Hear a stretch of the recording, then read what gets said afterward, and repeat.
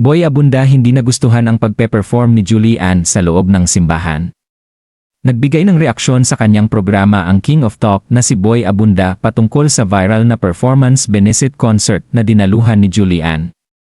Sa Fast Talk with Boy Abunda, sinabi ng Kapuso host na ang isa pang paraan ng pagtingin sa insidente ay natuto ang lahat ng aral at magiging mas mahusay ang bawat partido sa kanilang ginagawa dahil sa nangyari. Ang mga video ng pagtatanghal ni Julian ng Dancing Queen sa altar ng Nuestra Señora del Pilar Parish ay naging viral kung saan sinasabi ng mga netizens na ang kanyang piniling kanta pati na rin ang kanyang kasuotan na isang gown na may mataas na slit ay hindi angkop.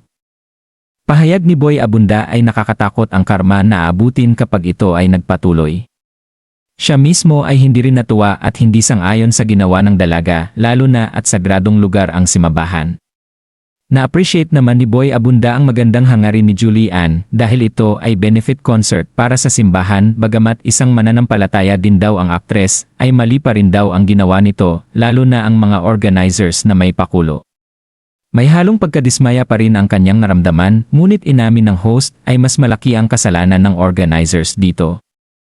Mayroon kasi siyang karanasan kung saan may talent siya na hinahawakan noon at pagdating sa venue ay nagulat sila na sa loob ng simbahan papakantahin. Hindi pumayag si Boy Abunda at sa labas ng simbahan ito nagtanghal. Pahayag niya baka ganito din ang nangyari kay Julian at hindi na nakapagbihis ng outfit dahil gahol na sa oras. Ganoon pa man isa di umano itong leksyon at wala siyang galit kay Julian.